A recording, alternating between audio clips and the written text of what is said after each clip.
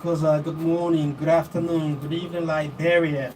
We must, we must, we must eat the fruit of our land. This is Liberia. Our natural resources must be used for its intended purpose for those who deserve it, not foreigners, not aliens. The most important thing, our resources should build Liberia, should develop Liberia, should improve the life of the Liberian people. Good afternoon, good evening, folks, wherever you are. My name is Will Wilfredosi. Welcome to the Eagle Talk Show this evening.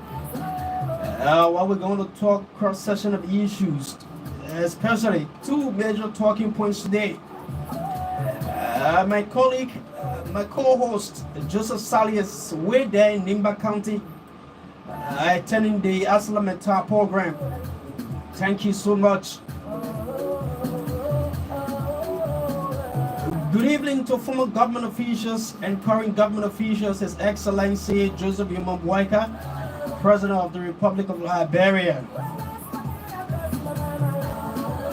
Since Liberia won its seat, this is my first appearing. So let me say congratulations to Liberia, though there are too many questions to answer. But this evening I'm going to be here with my colleague. He's one of Liberia's astute and prolific journalists, Kuwor. He's going to be here with me, and we're going to talk and talk and talk. So once again, welcome to the show. This is the evening show right here on Liberty Radio. Likewise, we are also on KMN TV, that's Kuwor Media Network, based in the States, and also we are right here on Liberty Radio. Tell your neighbor to put their radio on and just tune into Liberty Radio, because we're going to talk better, and we're going to talk much about Liberia problems and Liberia benefits Liberia gained so far. So let me just go over to my colleague, Croc. Thank you for joining me today. It's good to have you on the show, especially for the first time. Matt, this is the second time. Okay. Okay, thank you very much. It's a pleasure to be here. You call me Kuwor, and I was like, my name is Kura Thompson. Kura Thompson. But it's good to be back here to somehow join my voice with you in discussing national issues, especially when it comes to Liberia winning a seat, a non-permanent seat on the UNXC. For me, I think that's a plus for us. It's a milestone. So it's good to be here to discuss this issue. So just to go ahead, our talking points today will focus on Liberia bid for the non-permanent seat. We have won with 181 votes, and also we're going to talk about tomorrow is June 6th, and you have 7 lawmakers. They have been invited at the Liberia National Police Headquarters in central Liberia, central Monrovia.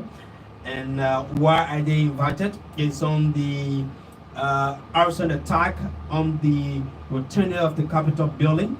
You remember last year, December 18, the return of the Capitol building caught on fire, and through a joint security investigation, there was some report that there was also an attack, and some of those who were linked to the incident. Well, 3 persons, I think so far 4 persons were arrested, 2 at the beginning and another 2. So we're going to talk about that. But firstly, we will talk about Liberia winning the UN non-permanent seat. This gone Tuesday, was it Tuesday? Mm-hmm. Yeah, so this gone Tuesday. We saw the government of Liberia, the president celebrating and making some remarks. But just before we go ahead, Thompson, you were at Mecca today, and what was your experience? What you captured from Mecca today? Because there were so many speakers. You have the NRO, you have Nico, you have those from the health sector coming with some reports, some information to the public. Let's hear you. It was somehow interesting today, but it is not new. As I always tell people whenever I appear on public platforms, what I observe is what kind of administration is actually striving to do great things for this country. And like I said, it's not my first time to listen to somebody making such an opinion on public platform, particularly when it comes to officials of government. But what I listen to do, particularly what it has to do with the pilot project and the LMDI, also proposing strategies, national registration, also proposing strategies and explaining what they are doing for Liberia. I think it's a good start for us, and if only it can be implemented as to the expectation of the Liberian people, we're going to see immense progress from now. When it comes to the issue of national registration, where they are decentralizing their efforts into the rural counties, for me, I think is a plus, because if you look at Liberia, if you take a tour of the registration at the national registry, especially when somebody goes for a national ID card, the process is intense. The first thing, you have to register. After registration, you have to stand in a long queue, and then you do a biometric fingerprint and do all of these things, and they are going to ask you to come back the next day. So all of this process, I think, is intense, and most people see that. But what the actual intent when I have a passport, and then you ask me to go for a national registration ID card, and not just that, but the process is so intense and it takes time. So why can't I just leave it and go for the passport? So these are some of the challenges. But with what I heard today from NICAP, if only it is implemented and to the expectation of the Liberian people, and I think there are going to be serious transformation under this government, as it has already been legal. Let me just hear your own analysis about the entire NICAP, seeing government officials going there to brief the public. Some part of the early administration, you have these military and agency. They will be at a very agency call for a press conference, and then you hear that. But now you have ministers, directors going at the ministry to brief the public. Given your own analysis, your perspective on the current, is it new step about? Okay, so I'm going to do that because I started reporting at the NICAP under the past administration, and I also transitioned under this new administration. So I think I'm the rightful person to provide that analysis. So starting with comparing the past administration with that of what we have ongoing at the level of the Ministry of Information. For me, I see some changes, not just infrastructural development, but with those ministers and representatives of other agencies of government who appears, I see response. I see most of the promises that are made at that level being implemented. But don't get me wrong, I'm not saying that such things did not happen under the past administration.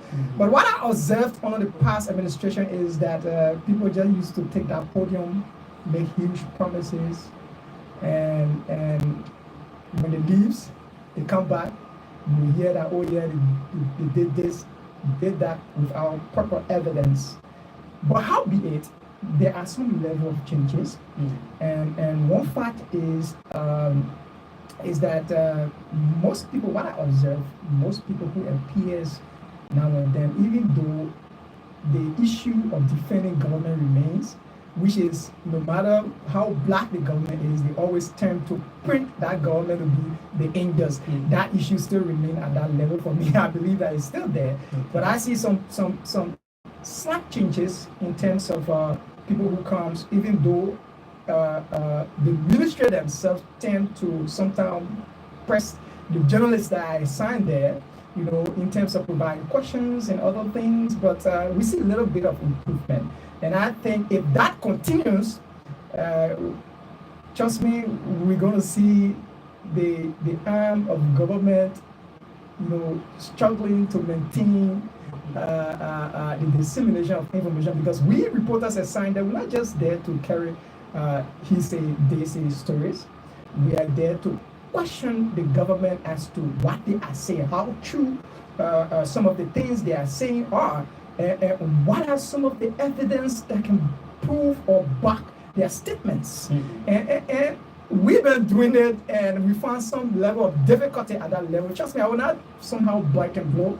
I've been there, and we find sometimes the administration there tends to suppress or sweep under the carpet most of the questions that goes to them. But the fact remains that what we see at the ministry today is quite different from what was there. There have been some minimal changes, even though it's not very large yeah. But if it could be on a percentage, maybe it could be should I say 50? If you ask me to equate that to a percentage, I would say somehow 15% changes. But the ministry has to do more. We admire their zest and the effort they are placing in communicating government messages, but there are more to be done, particularly with the journalists that are assigned there. You need to create the environment of free press. Sometimes during the Press Freedom Day celebration, the minister took the podium and he explained a lot of things that have been done at that level to maintain press freedom. And I think some of those things should be manifested. Is press freedom protected? Yeah, it should be protected. Is it protected? At the ministry, if you ask me, I think it is now totally protected. And there's some intimidation. I see some level of intimidation when it comes to the issue of Q&A. Because when you turn to ask the hard questions, you find officials of the ministry trying to suppress you and say, go to the question instead of giving you the chance to ask what you want to do. Because trust me, in journalism, they say there is no wrong question. Even we find that at international journalists, we see that on medias, we see that on videos. Sometimes they even go to the letter of questioning despite security intimidation. But at the level of the ministry, when we turn to ask questions, you find that even if it is not in the interest of the administration, we find some level of suppression. I don't want to say it's 100%, but it happens at times, which I think the administration there needs to work on. Liberia won its permanent seat. We want to talk about the historicity.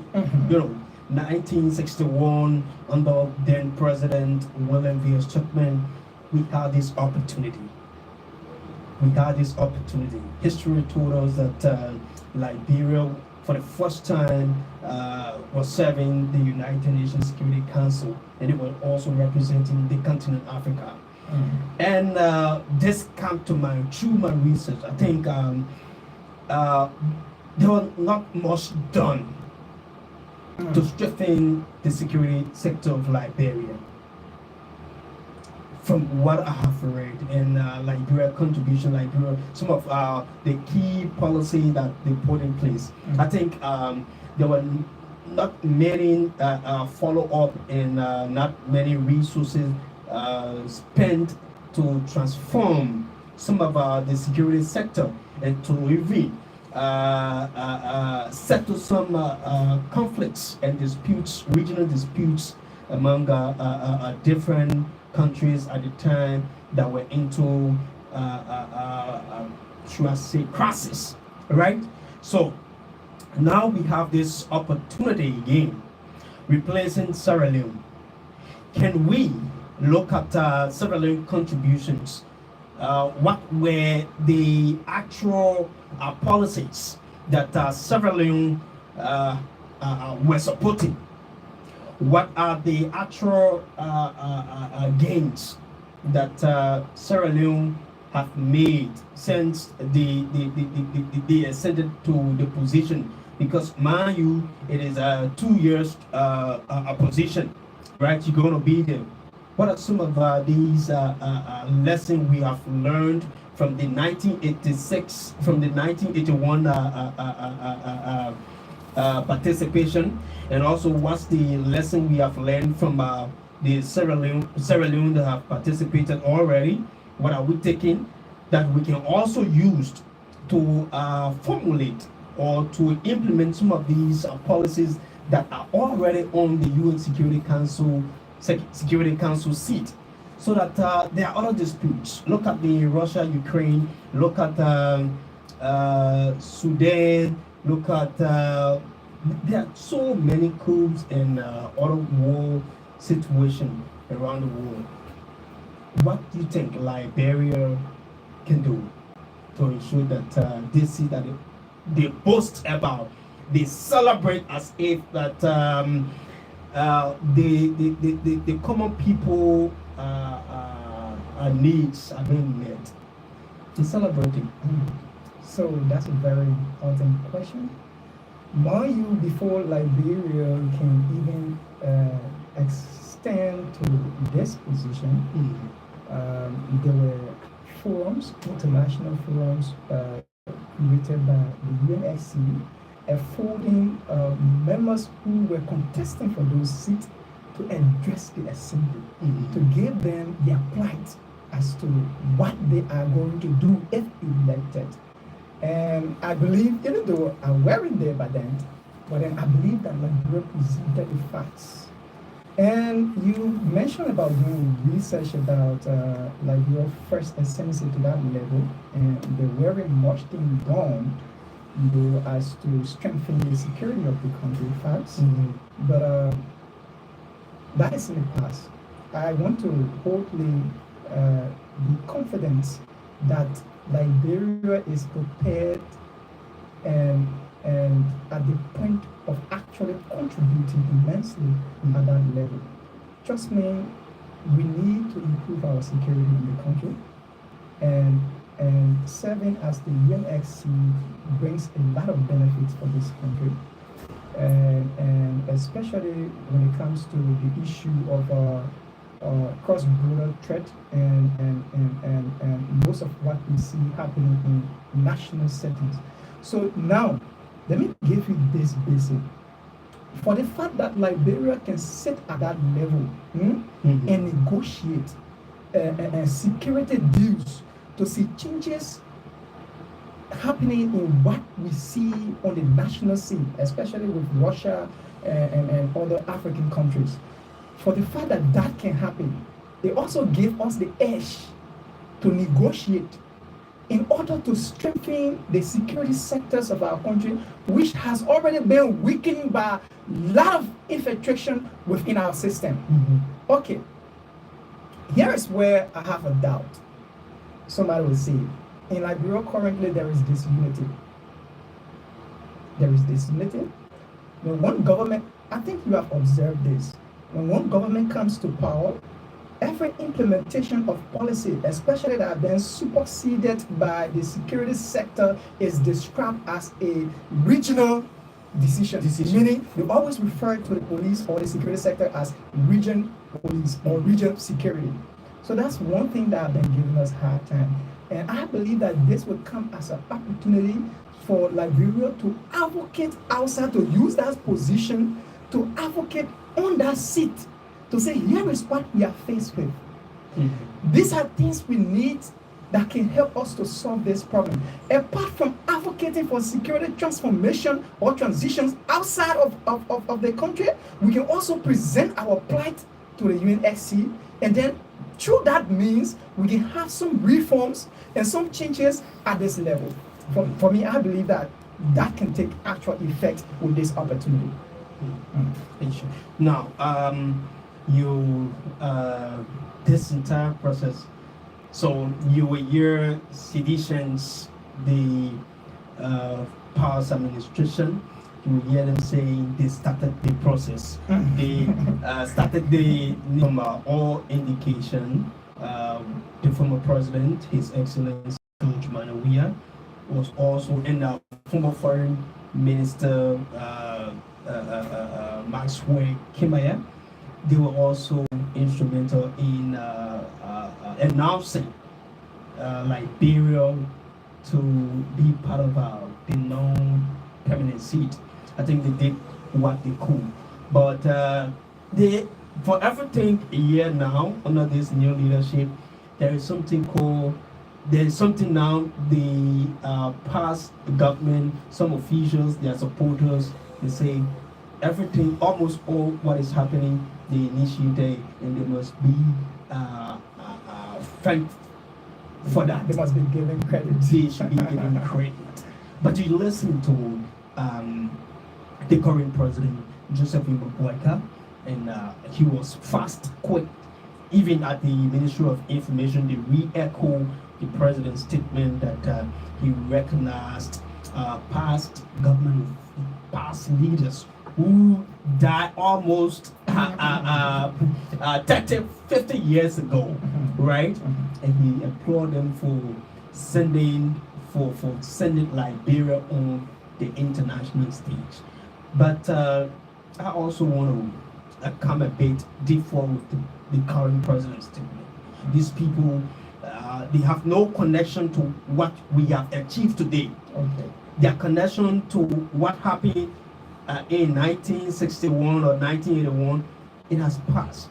But we're discussing the 21st century. We're discussing something that started with someone who you just succeeded yesterday. Right?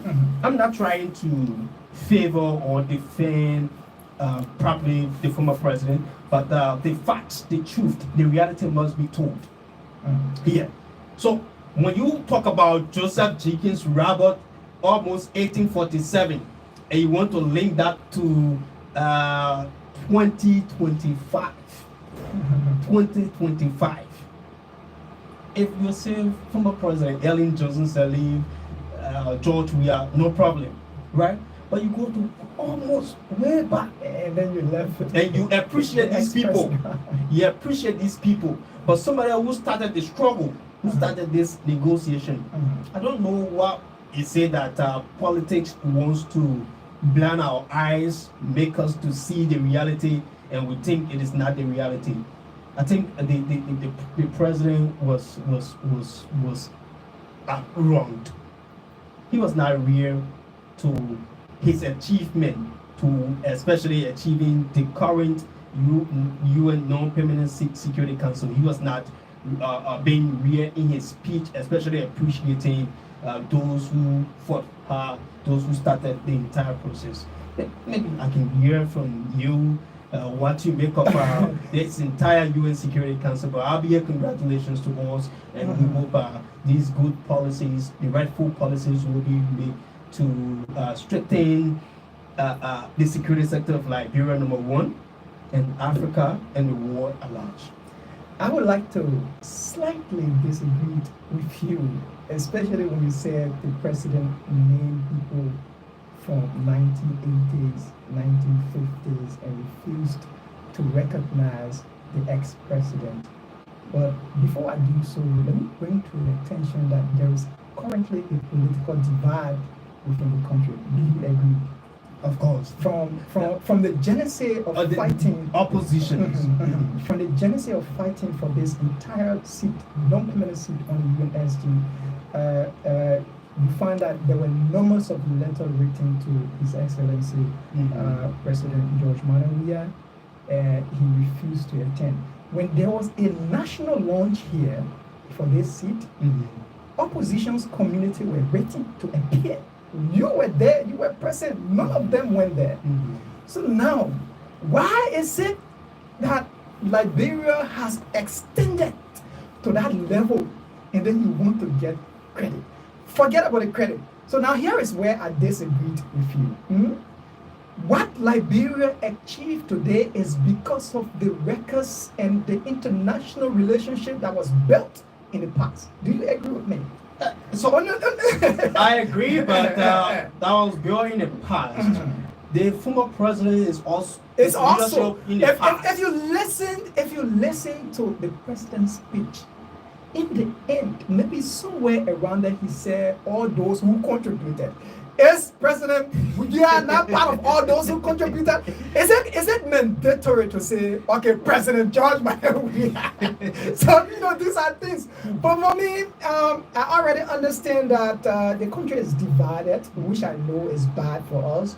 When one party is in authority, we find that the other side will do their best to print, to print them wrong, to print them black, that, oh no, they are not doing the rightful thing, but instead of seeking the country interest, pardon me, they go contrary. For me, I think that is wrong, and that is what I've been having. If you asked me back then when like we were contesting for this seat, I had to believe that it was going to be difficult because of the political divide we had in the country. But it came as shock thanks to foreign minister who Sarah Besloyanti, who did extremely well with all of the engagement here and there. Today we have extended at that level. So I want us to leave all that who and who behind, who should be giving credit. Let us focus on what this position, what can we do to actually benefit from this position. The reason why we did not immensely contribute in the past was because of the same political divide. And now we have been given the opportunity again. It runs for 2 years, which begin next year, the first. Right? So the question should be, how can oppositions and political party and the leading political party now come together and discuss what benefits can we receive from this? Trust me, even the next leadership camp will still go on the same path. I think in terms of strengthening the security sector, it's about everyone, because the security sector is one area that cannot be politicized. And in terms of policy, in terms of decision making, I think the government can also invite those from different political parties, political leaders, and civil society activists, and all activists to also sit and dialogue, find a resolution that they can use. That is my point. And present at the UN Security Council, so that world leaders can all discuss that identical agenda that every one of them going to discuss. Just make every decision that will be made at that level will have a trickle-down effect on the entire country. It's not just about President Bouaka saying, okay, but man, you go serve the interests of the country, and then the leadership go and discuss. If we must come to a conclusion and find solution to most of the security issues in this country, it requires all hands on deck, which you rightfully said, the civil service, other stakeholders in the country. We need to have a public dialogue. What do we want to achieve? Liberia's security sector is weakening. Sure. Actually, it has been penetrated by politics. People who serve at that level seek the interests of the president, which we know that most of these things even having a negative effect on citizens today. They might be working at the will and pleasure of the president, obviously. Though so the question should be, is not politicized, but there are some decisions. I think they want to act like they are protecting the president. And they want to get favor from the president. Not just the president, but the entire political party. Let me tell you something today. If you and I go to court and I'm from, for example, and I'm from the Unity Party, and I know somebody within the government, once we get not to the court, but to the police station, once we get there and I call 1 or 2 persons from within the party, obviously, whether you are right or not, the case will turn against you. So these are problems we face on the societal level. So how can we change that? How can we employ strategies that will have an effect on the citizen, positive effects on the citizen, positive effects on the country? It starts from there. Trust me, we're going to be having discussion on international policies, and we're also going to be discussing with other national stakeholders about national policy as well. So we can present our plight to those partners, those who will be referring to as partners. But if we must do so, it requires the involvement of all actors within the country, all sectors within the country. Now, since we won this seat, there have been, if you visit the internet, there have been jabs thrown at the past government and some past leaders. And I think some of those within the current officials under the Bouaka Kone administration. I think this is not about throwing jabs to opposition. This is not about throwing jabs to this individual. We should be mindful. Uh, the former CDC, they had 6 years. The Liberian people gave them 6 years. And I think the Liberian people also, during the 2023 election, they disagreed that the 6 years they gave to Mr. Weah, he did not perform. So they gave it to Unity Party. You have 6 years to do what you think you can to satisfy the Liberian people, to better the life of the Liberian people. Instead of throwing jobs. Mind you, after 6 years, they can kick you off. How will you be looking? Yesterday, there were some officials in government who throw jobs, who are so disrespectful to people. Today, they don't have the face to go in front of others, right? So, since the celebration, since the announcement of Liberia winning the seat, there have been jobs thrown at political leaders and other former officials. I think we all need to get rid of these childish behavior and ignorance. I think those who are doing it, they lack ignorance and they don't know what they are doing. Because if you throw jobs at somebody who started the negotiation and you think it is you, because you just gone 1 year, probably 6 months in your leadership. So how possible is it for you to just win this seat? Because you were looking for 129 votes, you got 181, right? So it could be impossible that you started the negotiation last year and you think, because we had Nigeria already that wanted to put for that seat, right? So I think those who are in government, those who are throwing jobs, gotta stop. This is not, because if you do so, you still continuing this unity among the people. He already exists. They already exist. So you want to increase it. I think they need to stop. So I will ask you, because you made a statement that other officials who are throwing jabs are somehow crowd. She's one of those. Here we have that Senator Delon. Most of them. Even the oppositions are also. They are also throwing jabs. So you throw jabs. The most important thing is about what can we do to strengthen, to use the UN Security Council to improve our security sector. And for me, I always like to bring to the point to see that if it is unity we see happening at the national level in the country, if it is not stopped, I believe that this opportunity will be another wasted opportunity, like it was in the past. And I don't want to boldly say like they will not benefit, but the disunity in Liberia is something that has existed in the past, and it's still until look today at Lika when the deputy minister Sano throw jabs at CDC campaign. Yeah, these things are not necessary. Government is continuity. So you weren't there before, and you had the CDC back then. In authority, we saw the same thing being, played at that level. And you come now, instead of you effecting the change, you almost like following the same path. If Liberia must be something different, I believe that it will require for every one of us to shoulder the responsibility and pushing the interests of the country. But currently, as we speak, I see, even though Liberia is winning at that level, but what is the need of winning at that level when within your own region there is dispute, there is a huge political divide? The other side don't want to see this other side progress. When you are in authority, the next person is fighting to bring you down. When you push the interests of the country for the fact that this person is not in that position to say, okay, if we get this, it will benefit the country, he or she proposed a different idea towards that.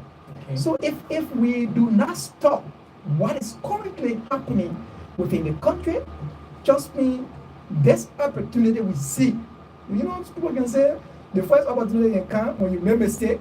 There's a possibility you make the second mistake. And I don't think we are prepared to make this second mistake. I listened to one of the officials. He said, I think it is not time for negative messages. Liberia already have this position, and whatsoever message we put on the internet is what the outside world going to see, and probably next time if we are vying for said position, it could be a difficult one for the country to again get said opportunity. So I was like, the government first need to step up its ability to do so. The government, the first institution that needs to start to preach these reconciliatory messages, peaceful messages, right? So it's not about the people preaching or posting or sending negative messages about the country. It's about what the government does. What the government does and how the people see it, how the government explains to the people. That's how they're going to write. Just what you said, and I agree with you 100%. That no matter what we do now, if we don't right those wrongs that were done in the past, there's a possibility that we might still tread within the same path in which had done like we were no roots. But I would like to say this. Serving on this seat comes with so much benefits to the country. And if Liberia must utilize this opportunity, it comes with huge responsibility. Not just from the government, but from us, the journalists, from the civil society organizations, from opposition communities, and for us to make the necessary changes that Liberia needs to do as compared to what was done in the past. I wanted to say that you made a very salient point. If this second opportunity is somehow tempered with in a wrong manner, if Liberia must extend at that level, trust me, it's going to take.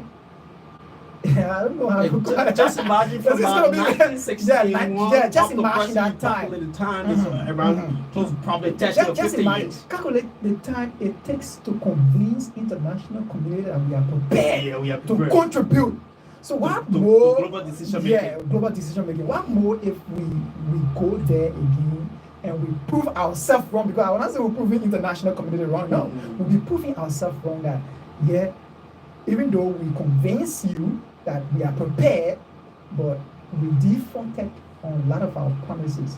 I think it's going to be difficult again for Liberia to extend. It's 2 years. 2 years is it's just something very short. Very so short.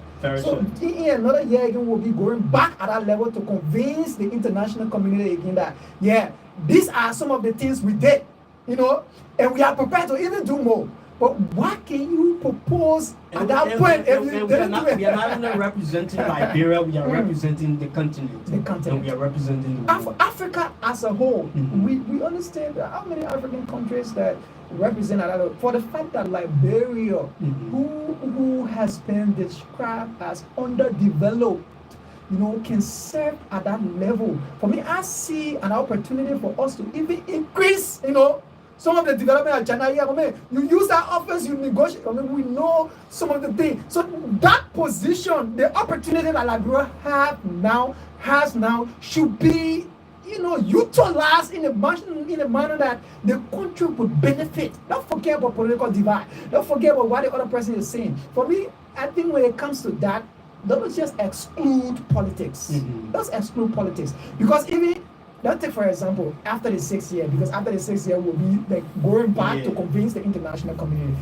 The new government that is coming will have to say Liberia was there and this is what we did at that time. And if the government can do this at that time, we too can improve from them.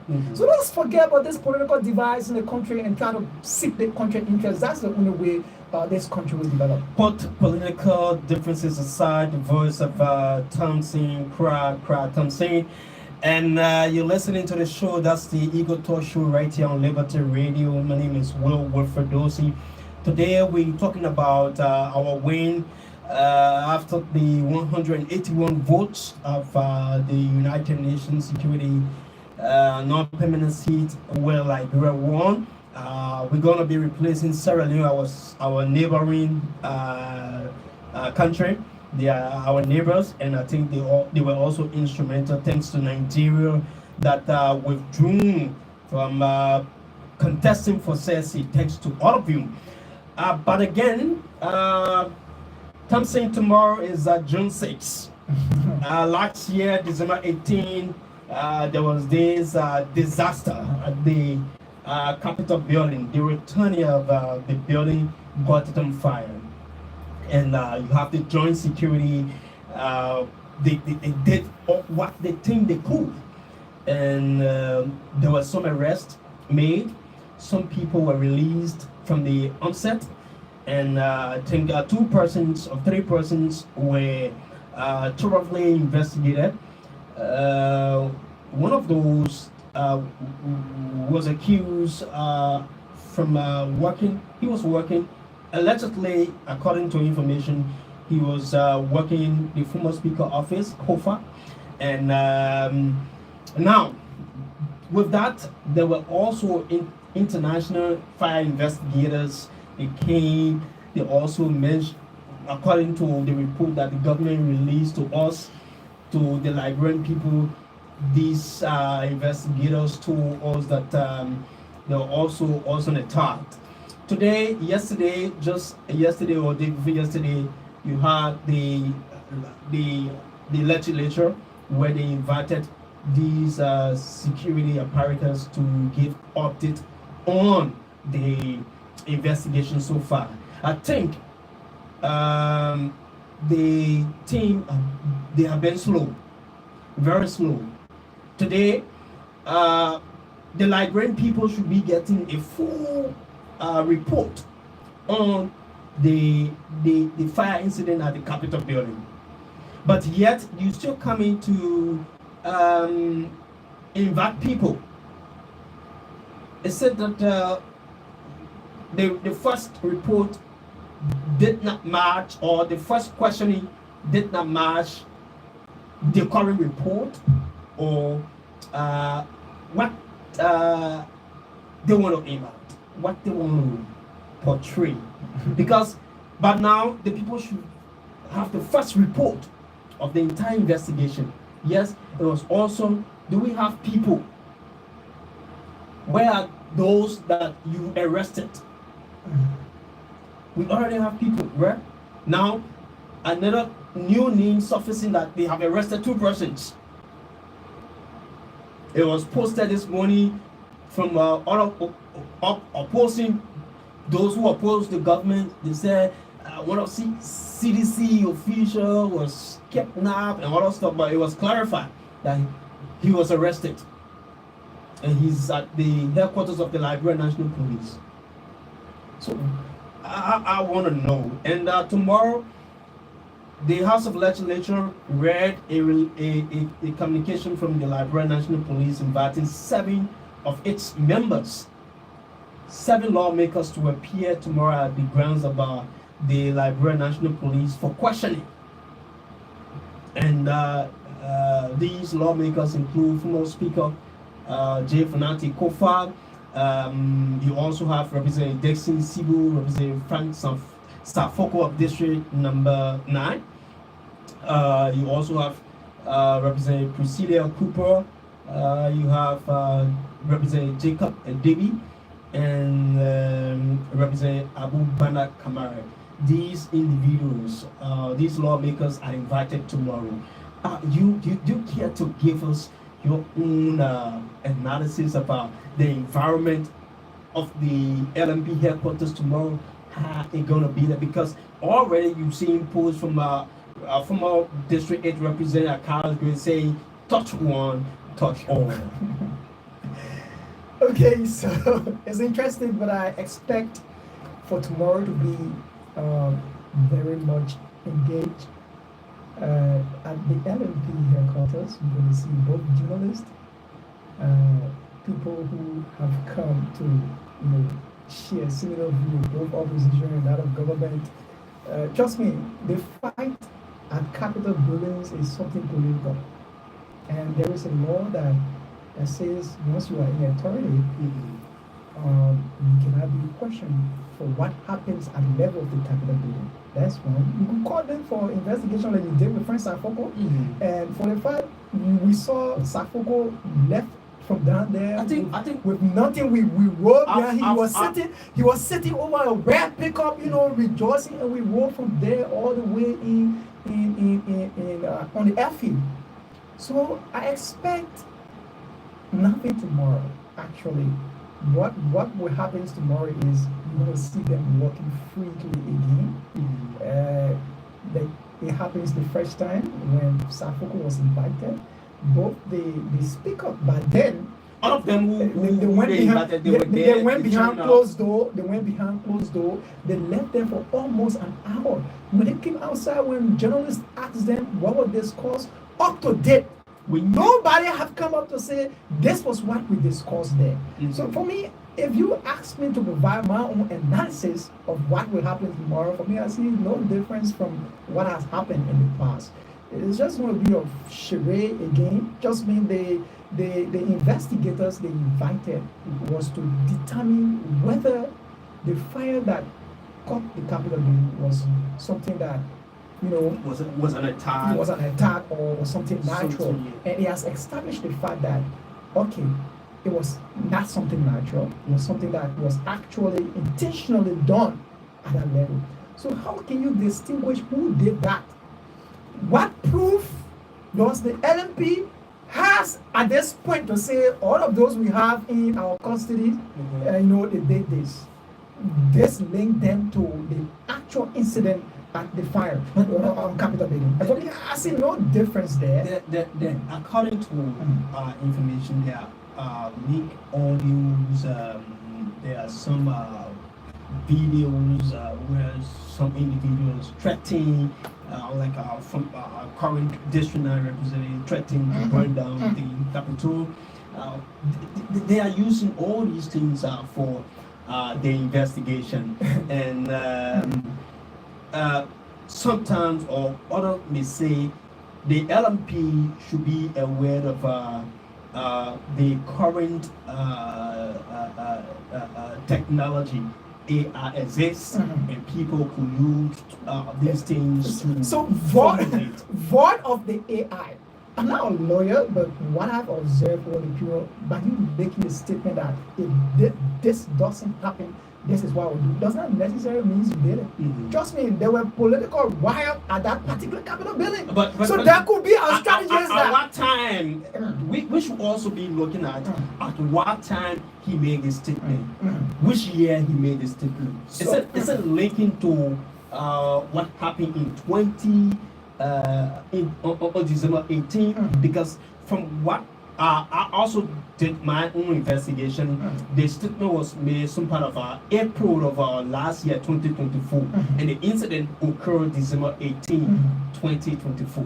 And I heard that there were people hidden in the office of Representative Safoko, and they were caught. But this is my point. For the fact that I made this statement does not necessarily mean that I did the act. There might be other oppositional community at that time who listened to me making this statement and decided to do obviously. So that's what I'm saying. If the police cannot actually disprove or maybe claim that this individual did it without evidence, what are the evidence the police have? We look forward to that tomorrow. We look forward to see. But whether they will come to speak to the press again, that's the issue. The first time Foucault was invited, we heard nothing. All we heard from Foucault was, thank God, God has set me free. Yeah, God has set me free. And I'm outside and I cannot. And when he came, he went quiet. He did not make a statement. And I think the police IG was also clear that that could be it. The police couldn't provide anything from that particular conversation. They went almost an hour behind closed door. Right in their report, in the investigation, there should not only be arson attack, but there should also be what were some of the information that they gather They from gather. these people they What invite. what actually led them to say, okay, we are inviting you because you are linked to this thing? What are the evidence? Yeah, they go straight to certain people. Yeah. So we understand now the political fight at the Capitol building is not just from one party. It's also from the current party that is leading the country and that of the ex part of the CDC. So what proof can you provide that even though we have this difference existing, but the investigation that is going on is on bias? You cannot prove that. That's my point. That's my point. 0770 777 572 0770 777 572. Better still 0888 669 430 0888 669 430 0770 777 572 are the numbers to call wherever you are, from where you are listening or where you are watching from on our YouTube channel. Let's talk to our very first caller. Good evening and welcome to the show. Hello? You on the radio? Alright. I think this is the right number. 0770 777 572 0770 777 572 0888 69430 the numbers to call. If you are interested in our talking points in our discussions this evening on Liberty Radio on the Eagle Talk Show, well, you can dial these numbers and let's hear you. It's about Liberia. It's about how we change Liberia. Mind you, we're still struggling to develop, to improve some sectors, some areas that need to be developed. When you look at other countries around the world, they are developed, right? So our natural resources, like I started the show, our natural resources should be used for its intended purpose, for those who deserve it. So again, those of you out there listening, watching, you can dial these numbers and make your own input. Thompson, now, this issue involves lawmakers, former speaker. You have the new speaker, Speaker Rachel Nambekon. And the communication was read today by the chief clerk of the House of Representatives. And I think, let me just hear from you. What kind of leadership do you think Speaker Rachel can apply tomorrow in the incident? Because at the time of under the leadership of former Speaker Kuwor, he led the team for each of his colleagues they invited. He will also go along with them, and he provided that level of leadership. What role? Where do you see the current speaker, Richard Nambekon, standing in this position as his colleagues appear tomorrow at the Liberia National Police Headquarters? At this point, it's going to be difficult to determine what Speaker Rachel is going to be doing tomorrow. Mind you, what we are talking about transpired under the dispute that led to his speakership. And there were controversy between him and that of Rachel at that time. But tomorrow will shows whether that dispute has been settled. Whether there is reconciliation. Whether there is reconciliation. So if we see Speaker Rachel tomorrow appearing over there, to side with some of his colleagues who have been invited for investigation, then we will understand that dispute has been settled. But if we don't, it also shows that maybe Rachel on the other hand is under these issues and trying to give it hand to see that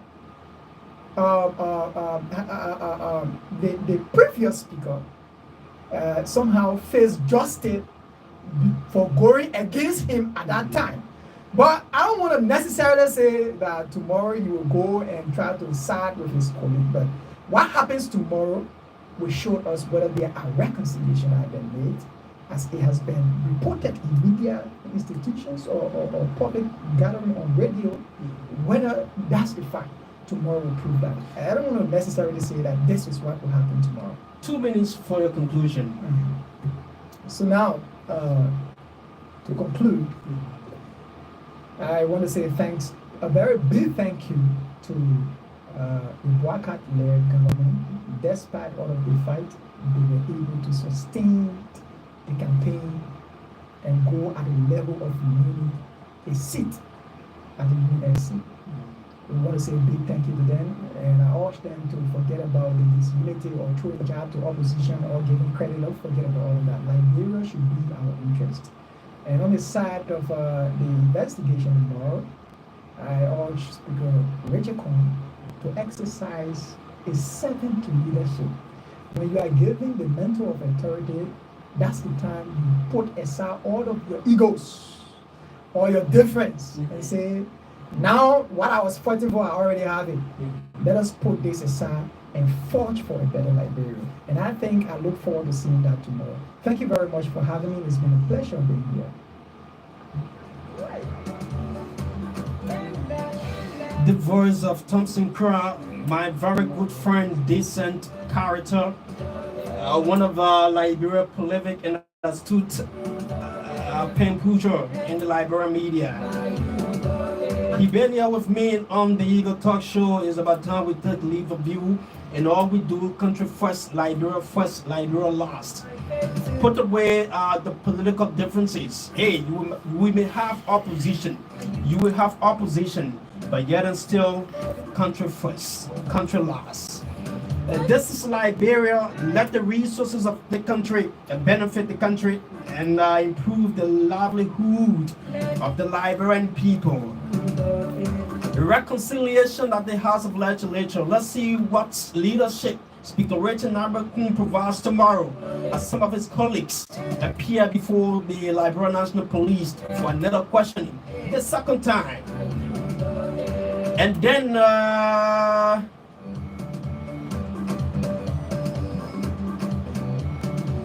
they also use the UN Security Council non-permanent seat to boost or improve the security sector of Liberia, and then Africa as a whole, where we're going to discuss some regional dispute. You know, there are other situations happening around the world that need to be resolved. Other countries are into conflict, and all these things, improving the security sector, equipping them with the necessary equipment, right? That's gonna be good. From my end, well, Wilfred Dosey, have yourself a wonderful, wonderful Thursday evening. See you tomorrow, Liberia National Police Headquarters.